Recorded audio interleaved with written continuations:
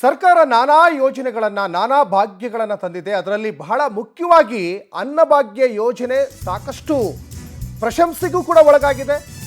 ಈ ಅನ್ನಭಾಗ್ಯ ಯೋಜನೆ ತಂದಂತಹ ಸಿದ್ದರಾಮಯ್ಯನವರು ಈ ಒಂದು ಸುದ್ದಿ ನೋಡಬೇಕು. ಬಡವರು ಉಪವಾಸ ಮಲಗಬಾರದು ಅಂತ ಇಲ್ಲಿ ಉಚಿತ ಅಕ್ಕಿ ವಿತರಣೆಯನ್ನು ಮಾಡ್ತಾ ಇದೆ ಸರ್ಕಾರ. ಆದರೆ ದಂಧೆಕೋರರು ಏನು ಮಾಡ್ತಾ ಇದ್ದಾರೆ, ಲೂಟಿ ಹೊಡೆದು ಅಟ್ಟಹಾಸ ಮೆರಿತಾ ಇದ್ದಾರೆ. ಬೇಕಾಬಿಟ್ಟಿ ಪಡಿತರ ಅಕ್ಕಿ ಅಕ್ರಮಕ್ಕೆ ಹಾಗಾದ್ರೆ ಕೊಕ್ಕೆ ಯಾವಾಗ? ಇದು ಫಲಾನುಭವಿಗಳು ಕೇಳ್ತಾ ಇರುವಂಥ ಪ್ರಶ್ನೆ. ಬೇಜವಾಬ್ದಾರಿ ಶಾಸಕರು, ಸಚಿವರು, ಅಧಿಕಾರಿಗಳು ಇದರಲ್ಲಿ ಹೊಣೆಗಾರಿಕೆಯನ್ನು ವಹಿಸ್ಕೊಳ್ಬೇಕಾಗ್ತದೆ. ಸಿಎಂ ಸಿದ್ದರಾಮಯ್ಯನವರೇ, ದಯಮಾಡಿ ಈ ಸುದ್ದಿಯನ್ನು ನೋಡಿ. ನಿಮ್ಮದೇ ಸರ್ಕಾರದಲ್ಲಿ ಕೆಲವೊಂದಿಷ್ಟು ದಂಧೆ ನಡೀತಾ ಇದೆ ನೋಡಿ.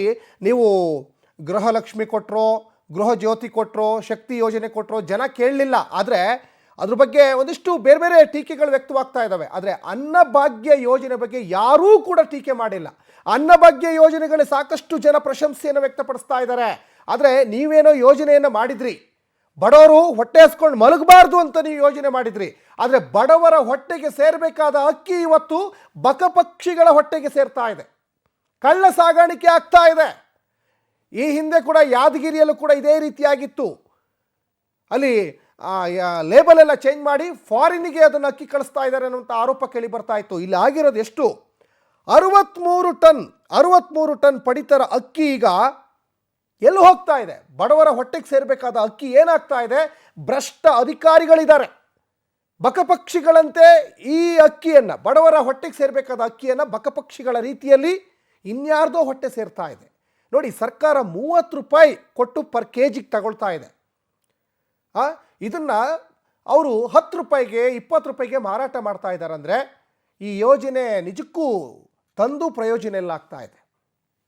ನೋಡಿ, ಎಲ್ಲ ಡೀಟೇಲ್ಸ್ಗಳನ್ನು ಗಮನಿಸ್ತಾ ಇದ್ದಾರೆ ನೀವು. ಫ್ರೀ ಅಕ್ಕಿ ಯಾವ್ಯಾವ ರೀತಿಯಲ್ಲಿ ಹೆಂಗೆ ನಿಮಗೆ ಅದು ಬೇರೆಯವ್ರ ಪಾಲಾಗ್ತಾ ಇದೆ ಅನ್ನಲಿಕ್ಕೆ ಈ ಹಿಂದೆ ಯಾದಗಿರಿ ಸಾಕ್ಷಿ ಆಯಿತು, ಈಗ ಹಾವೇರಿ ಕೂಡ ಸಾಕ್ಷಿ ಆಗ್ತಾ ಇದೆ. 63 ಟನ್ ಅಕ್ಕಿ ಲಬಕ್ಕಂತ ನುಂಗು ಬಿಟ್ಟಿದ್ದಾರೆ. ಸಾಕಷ್ಟು ಗೋಲ್ಮಾಲ್ ಆಗ್ತಾ ಇದೆ. ಇಷ್ಟೊಂದು ಮೌಲ್ಯದ ಅಕ್ಕಿ ನೇರವಾಗಿ ಭ್ರಷ್ಟ ರಕ್ಕಸರ ಪಾಲಾಗ್ತಾ ಇದೆ. 63 ಟನ್ ಪಡಿತರ ಅಕ್ಕಿ ಪತ್ತೆಯಾಗಿದೆ. ಅಂದರೆ 63,000 ಕೆಜಿ ಅಕ್ಕಿ, ಪ್ರತಿಯೊಬ್ಬರಿಗೂ ತಲಾ 10 ಕೆಜಿ ಅಂತೆ ಪಡಿತರ ಅಕ್ಕಿ ವಿತರಣೆ. 6,300 BPL ಕಾರ್ಡ್ ಇರುವವರಿಗೆ ತಲಾ 10 ಕೆಜಿ ಅಂತೆ ಈಗ ಅಕ್ಕಿಯನ್ನು ವಿತರಿಸಿದ್ದಾರೆ. ಇನ್ನು 6,300 ಜನ. ಇನ್ನು ನೋಡಿ, ಈ ದಂಧೆಕೋರರು ಯಾರು ಹಾಗಾದರೆ? BPL ಕಾರ್ಡ್ ಇರುವವರಿಗೆ ಉಚಿತವಾಗಿ 10 ಕೆಜಿ ಅಕ್ಕಿ, 10 ರೂಪಾಯಿಗೆ ಪ್ರತಿ ಕೆಜಿ ಅಕ್ಕಿ ಅಂತ ಕಾಳಸಂತೆಯಲ್ಲಿ ಮಾರಾಟ ಆಗ್ತಾ ಇದೆ. ನೋಡಿ, 10 ರೂಪಾಯಿಗೆ ಅಕ್ಕಿ ಸೇಲ್ ಮಾಡ್ತಾ ಇದ್ದಾರೆ. ಪ್ರತಿ ಕೆಜಿ ಪಡಿತರ ಅಕ್ಕಿಗೆ 10 ರೂಪಾಯಿನಂತೆ 63 ಟನ್ ಭ್ರಷ್ಟರು ಈಗ ಖರೀದಿ ಮಾಡಿದ್ದಾರೆ. 10 ರೂಪಾಯಿಗೆ ಇದನ್ನು ಮಾರಾಟ ಮಾಡ್ತಾ ಇದ್ದಾರೆ. ಆದರೆ ಸರ್ಕಾರ ಏನು ಮಾಡ್ತಾ ಇದೆ ಅಂದರೆ ಇದನ್ನು 30 ರೂಪಾಯಿ ಕೊಟ್ಟು ಖರೀದಿ ಮಾಡ್ತಾ ಇದೆ. ಸಾಕಷ್ಟು ಅಕ್ಕಿ ಸಿಗ್ತಾ ಇಲ್ಲ, ಶಾರ್ಟೇಜ್ ಆಗಿದೆ. ಕೇಂದ್ರ ಸರ್ಕಾರಕ್ಕೂ ಪತ್ರವನ್ನು ಬರೆದಿದ್ರು, ಬೇರೆ ಬೇರೆ ರಾಜ್ಯಗಳ ಜೊತೆ ಮಾತಾಡಿದ್ರು. ಹೇಗಾದರೂ ಮಾಡಿ ಬಡವರಿಗೆ ನಾವು ಮಾತು ಕೊಟ್ಟಿದ್ದೀವಿ, ನುಡಿದಂತೆ ನಡೀತಾ ಇದ್ದೀವಿ, ಅದೇ ರೀತಿಯಾಗಿ ಕೊನೆವರೆಗೂ ನಡ್ಕೊಳ್ತೀವಿ ಅಂತೆಲ್ಲ ಹೇಳ್ತಾ ಇದ್ರಿ. ಆದರೆ ಈಗ ಏನಾಗ್ತಾ ಇದೆ? ನೀವು ಅನ್ನಭಾಗ್ಯ ಯೋಜನೆಯೋ ಅಕ್ಕಿ ಹೋಗ್ತಾ ಇದೆ, ಆದರೆ ಎಲ್ಲಿಗೆ ಹೋಗ್ತಾ ಇದೆ? ಬಡವರಿಗಂತೂ ಖಂಡಿತ ಹೋಗ್ತಾ ಇಲ್ಲ. ಇದು ರಕ್ಕಸರ ಹೊಟ್ಟೆಗೆ ಸೇರ್ತಾ ಇದೆ, ಬಕಪಕ್ಷಿಗಳ ಹೊಟ್ಟೆಗೆ ಸೇರ್ತಾ ಇದೆ. ನೋಡಿ, ಇದಕ್ಕೆ ಸಂಬಂಧಪಟ್ಟಂತಹ ಸಚಿವರುಗಳು, ಸ್ಥಳೀಯ ಶಾಸಕರುಗಳು ದಯಮಾಡಿ ಗಮನ ಇಟ್ಟು ನೋಡಬೇಕು ಈ ಸ್ಟೋರಿಯನ್ನು. ಎಲ್ಲಿ ಗೋಲ್ಮಾಲ್ ಆಗ್ತಾ ಇದೆ, ಎಲ್ಲಿ ಭ್ರಷ್ಟಾಚಾರ ನಡೀತಾ ಇದೆ, ದಯಮಾಡಿ ಹೋಗಿ ತಡೀರಿ ಅದನ್ನು. ಈ ಸುದ್ದಿಯನ್ನು ನಾವು ಸಾಕಷ್ಟು ಸಂದರ್ಭದಲ್ಲಿ ಬೇರೆ ಬೇರೆ ಸುದ್ದಿಯನ್ನು ಪ್ರಚಾರ ಮಾಡಿದ್ದೀವಲ್ವಾ.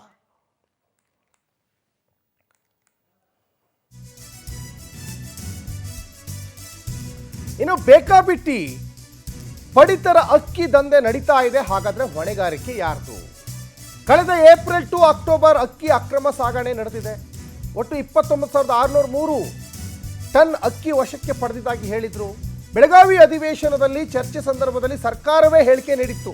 ಅಕ್ರಮಕ್ಕೆ ಕಡಿವಾಣ ಹಾಕುವ ಬಗ್ಗೆ ಕಠಿಣ ಮಾರ್ಗಸೂಚಿ ಮತ್ತೆ ತನಿಖೆಯ ಭರವಸೆ ಕೊಟ್ಟಿದ್ರು. ಹಾಗಾದ್ರೆ ಸರ್ಕಾರ ಏನ್ ಮಾಡ್ತಾ ಇದ್ದಾರೆ? ಆಹಾರ ಸಚಿವ KH ಮುನಿಯಪ್ಪನವರು ಬೇಕಾಬಿಟ್ಟಿ ನಡೀತಾ ಇದ್ರೂ ಕೂಡ ಪಡಿತರ ಅಕ್ಕಿ ದಂಧೆಗೆ ಹೊಣೆ ಯಾರು? 482 ಅಲ್ಲಿ ಟನ್ ಅಕ್ಕಿ. ಅಂದರೆ ಈ ಹಿಂದೆ ನಾವು ತಡೆದಿದ್ದೀವಿ, ಸಾಕಷ್ಟು ಕ್ರಮ ತೆಗೆದುಕೊಂಡಿದ್ದೀವಿ. ಇನ್ನು ಮುಂದೆ ಹಂಗೆ ಆಗಲ್ಲ, ಈ ರೀತಿಯಾಗಿ ಸಬೂಬನ್ನು ಕೊಟ್ಟಿದ್ರಲ್ಲ. ಎಲ್ಲಿ ಬೆಳಗಾವಿ ಚಳಿಗಾಲದ ಅಧಿವೇಶನ ನಡೀತು, ಇದೇ ಉತ್ತರ ಕರ್ನಾಟಕ ಭಾಗಕ್ಕೆ ಸಂಬಂಧಪಟ್ಟಂಥ ಸಮಸ್ಯೆಗಳ ಬಗ್ಗೆನೇ ಚರ್ಚೆ ಆಯಿತು. ಅಲ್ಲೇ ಆಗ್ತಾ ಇದೆ ಅಕ್ರಮ. ಪಡಿತರ, ಅಕ್ರಮಕೋರ, ನಾಲಾಯಕ ದಂಧೆಕೋರರ ಜೊತೆ ಹಾಗಾದರೆ ಯಾರ ಕೈವಾಡ ಇದೆ? ನಾಚಿಕೆಗೇಡಿ ಅಧಿಕಾರಿಗಳು ಶಾಮೀಲಾಗದೆ ಇದೆಲ್ಲ ಸಾಧ್ಯನೇ ಇಲ್ಲ. ಶಾಸಕರು, ಜನಪ್ರತಿನಿಧಿಗಳ ಕೈವಾಡ ಇಲ್ಲದೆ ಇಂತಹ ಅಕ್ರಮ ಹೇಗೆ ಮಾಡ್ಲಿಕ್ಕೆ ಸಾಧ್ಯ? ಪಡಿತರ ಅಂಗಡಿಗೆ ಅಕ್ಕಿ ಡಂಪ್ ಆದ ಮೇಲೆ ಭಾರೀ ಗೋಲ್ಮಾಲ್ ಆಗ್ತಾ ಇದೆ. ವಿತರಕರು ಪ್ರತಿ ಕುಟುಂಬಕ್ಕೆ 1 kg ಅಕ್ಕಿ ಕಡಿಮೆ ವಿತರಿಸುವ ಆರೋಪ ಕೂಡ ಇದೆ. ಅಗತ್ಯ ಇಲ್ಲದೆ ಇದ್ರೂ ಖರೀದಿಸೋ ಜನರಿಂದ ಅಕ್ಕಿ ಮಾರಾಟ ನಡೀತಾ ಇದೆ. 10 ರೂಪಾಯಿ ಆಸೆಗೆ ಅಕ್ಕಿ ಮಾರುವ ಜನರು ಕೂಡ ಈ ಬಗ್ಗೆ ಜಾಗೃತರಾಗಬೇಕು. ಪಡಿತರ, ಅಕ್ರಮಕೋರ, ನಾಲಾಯಕ ದಂಧೆಕೋರರ ಜೊತೆ ಸಾಕಷ್ಟು ಅಧಿಕಾರಿಗಳು ಶಾಮೀಲಾಗಿದ್ದಾರೆ. ನೋಡಿ, ಕೆಲವೊಂದಿಷ್ಟು ಅಧಿಕಾರಿಗಳಿಗೆ ಬೇರೆ ಕಡೆಗೆ ಟ್ರಾನ್ಸ್ಫರ್ ಮಾಡಿದ್ರು ಕೂಡ ಅಲ್ಲೇ ಅವರು ಠಿಕಾಣಿ ಹೂಡಿರ್ತಾರೆ. ಯಾಕೆ ಗೊತ್ತಾ? ಬೇರೆ ಕಡೆ ಹೋದರೆ ಈ ಥರ ಅಕ್ರಮ ಮಾಡೋಕ್ಕಾಗಲ್ವಲ್ಲ. ಮಾಡಿರ್ತಕ್ಕಂಥ ಅಕ್ಕಿಯು ಅಂತ ತಮ್ಮ ದಾಖಲೆಗಳನ್ನು ತೋರಿಸ್ತಾರೆ. ಆ ದಾಖಲೆಗಳನ್ನು ತೋರಿಸಿದಾಗ ಮತ್ತೆ ನಾನು ಅಕ್ಕಿಯನ್ನು ಪರಿಶೀಲನೆ ಮಾಡಿದಾಗ ಅಕ್ಕಿ ನೋಡಿದಾಗ ಅದು ಮೇಲ್ನೋಟಕ್ಕೆ ನಾವು ಪಡಿತರ ವಿತರಣೆಯಲ್ಲಿ ನೀಡ್ತಕ್ಕಂಥ ಅಕ್ಕಿ ಆಗಿರುತ್ತೆ ಅದು. ಆಮೇಲೆ ಅವರ ದಾಖಲೆಗಳನ್ನು ನಾವು ನೋಡಿದಾಗ ದಾಖಲೆಗಳು ಕಳೆದ ವರ್ಷಕ್ಕೆ ಸಂಬಂಧಿಸಿದ ದಾಖಲೆಗಳಾಗಿರ್ತವು. ಅಂದರೆ ಹಿಂದಿನ ವರ್ಷದಲ್ಲಿ ಖರೀದಿ ಮಾಡಿ FCIಯಿಂದ ಖರೀದಿ ಮಾಡಿದಂಥ ದಾಖಲೆಗಳಾಗಿದ್ದು, ಹಾಗೂ ಅವರು ಯಾವುದೇ ದಾಖಲೆಗಳಿಗೆ ಸಂಬಂಧಿಸಿದಾಗೆ ಖರೀದಿ ಮಾಡಿ ಅವರ ಗೋಡೌನ್ಗೆ ಸ್ವೀಕಾರ ಮಾಡಿದಂತಹ ಯಾವುದೇ ದಾಸ್ತಾನು ವಿವರಗಳನ್ನು ಕೂಡ ನಮಗೆ ತಿಳಿಸಿರೋದಿಲ್ಲ. ಆ ಹಿನ್ನೆಲೆಯಲ್ಲಿ ಮತ್ತೆ ಅವರು ವಿವಿಧ ಬಣ್ಣದ ಪ್ಲಾಸ್ಟಿಕ್ ಚೀಲಗಳಲ್ಲಿ ಅಕ್ಕಿಗಳನ್ನು.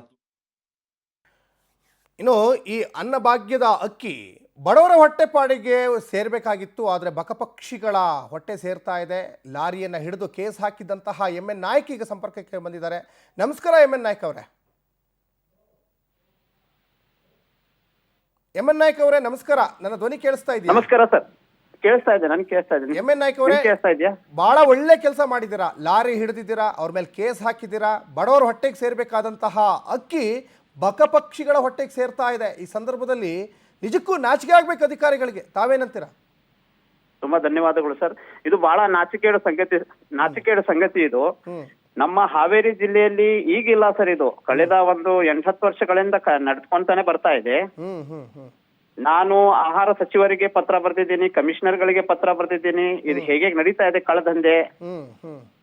ಮತ್ತು ಲಾರಿಗಳು ಸರ್, FCI ಗವರ್ಮೆಂಟ್ ಲಾರಿಗಳು FCI ಬರೋಕ್ಕಿಂತ ಮಧ್ಯೆ ಪೆಟ್ರೋಲ್ ಬಂಕ್ ಅಲ್ಲಿ ನಿಲ್ಸಿ ಇವರು ಅಲ್ಲಲ್ಲೇ 1 kg 2 kg ಒಂದೊಂದು ಚೀಲದಿಂದ ಮಾಯ ಮಾಡೋದು, ಎಲ್ಲಾ ತರದ್ ನಾನು ಪತ್ರ ಮುಖಾಂತರ ಬರ್ದಿದ್ದೀನಿ. ಇನ್ನೂವರೆಗೂ ಯಾವುದೇ ತನಿಖೆ ಆಗಿಲ್ಲ. ಮತ್ತೆ ನಾಚಿಕೆಯ ಸಂಗತಿ ಏನಂದ್ರೆ, ಈ ಮೊನ್ನೆ 4 ಟ್ರಕ್ ಏನ್ ಹಿಡಿದಿದ್ರಲ್ಲ, 4 ಗಂಟೆಗೆ ಹಿಡಿದಿದ್ದಾರೆ ಹುಡುಗರು. ಹಿಡಿದು ನಮ್ಗೆ ಫೋನ್ ಮಾಡಿದ್ರೆಲ್ಲ ಮಾಡಿದ್ರೆ, ಜಿಲ್ಲಾ deputy director food Manjunath JD ಅನ್ನೋರು ಆಫೀಸ್ ಅಲ್ಲಿ ಕುತ್ಕೊಂಡಿದ್ದಾರೆ. ನಾನು ಆ ಮೀಟಿಂಗ್ ಅಲ್ಲಿ ಇದ್ದೀನಿ, ಈ ಮೀಟಿಂಗ್ ಅಲ್ಲಿ ಇದ್ದೀನಿ ಅಂತ ಹೇಳಿದ್ದಾರೆ. ಒತ್ತಡ ಹಾಕಿ ಜಿಲ್ಲಾಧಿಕಾರಿಗಳಿಗೆ ಫೋನ್ ಮಾಡಿದ ನಂತರ 7 ಗಂಟೆಗೆ ಬರ್ತಾರ ಅವ್ರು. ಅದು ಬಂದು ಅವ್ರು ಉಡಾಪಿ ಉತ್ತರ ಕೊಡ್ತಾರೆ. ಇದು ಇರಬಹುದು, ಇರ್ಲಿಕ್ಕಿಲ್ಲ, ನೋಡ್ಬೇಕು, ತನಿಖೆ ಮಾಡಬೇಕು ಅಂತಾರೆ. ರೇಷನ್ ನೋಡಿದ ತಕ್ಷಣ ಗೊತ್ತಾಗಲ್ಲ ಸರ್, ರೇಷನ್ ಅಕ್ಕಿ ಇದು ರೇಷನ್ ಅಕ್ಕಿ ಹೌದು ಇದು. ಮತ್ತೆ ಬೇರೆ ಬೇರೆ ಕಲರ್ ಪ್ಯಾಕೆಟ್ ಅಲ್ಲಿ ಇದಾವೆ. ಇದನ್ನ ಇಮಿಡಿಯೇಟ್ ಬಂದ ತಕ್ಷಣ ಸೀಸ್ ಮಾಡ್ಬೇಕು. ಸೀಸ್ ಮಾಡೋ ಇದು ಇಲ್ಲ ಸರ್. ಅವರು ಉಡಾಪಿ ಉತ್ತರ ಕೊಡ್ತಾ ಇದಾರೆ. ಅವ್ರು ತಗೊಂಡಿರಬಹುದು, ಅವ್ರ ಪರವಾಗಿ ಮಾತಾಡ್ತಾರೆ ಇವರು ಅಧಿಕಾರಿಗಳು. ತಹಶೀಲ್ದಾರರು ಬಂದಿದ್ರು, ಅವರು ಇಮಿಡಿಯೇಟ್ ಬರ್ಬೇಕು. ಪೊಲೀಸರು ಬಂದು ಕಾದ್ ಹೋದ್ರು. ಆ ಜಿಲ್ಲಾ ಫುಡ್ ಡೆಪ್ಯೂಟಿ ಡೈರೆಕ್ಟರ್ಗೆ ಗಾಡಿ ಸೀಸ್ ಮಾಡೋ ಇದು ಇಲ್ಲ ಅಂತೆ, ಅಧಿಕಾರ ಇಲ್ಲ ಅಂತೆ. ಪೊಲೀಸರಿಗೆ ಸೀಸ್ ಮಾಡೋ ಅಂತ ನಾವು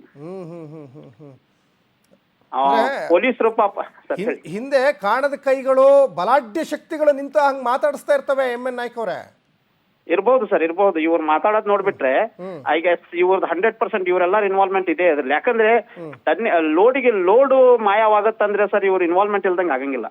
ಎಸ್ ಏನ್ ಗೊತ್ತಾ, ಕೊನೆಯದಾಗಿ ಏನ್ ಹೇಳ್ಬೇಕು ಅಂದ್ರೆ, ಈಗ ನೋಡಿ, ನೀವು ಆ ಬಡವರ ಪರವಾಗಿದ್ದೀರಾ. ಪವರ್ ಟಿವಿ ನಿಮ್ಗೆ ಶಕ್ತಿಯಾಗಿ ನಿಲ್ಲುತ್ತೆ. ಧನ್ಯವಾದ MN ನಾಯ್ಕ್ ಅವರೇ. Thank you so much sir, thank you so much. ಧನ್ಯವಾದ MN ನಾಯ್ಕ್ ಅವರೇ.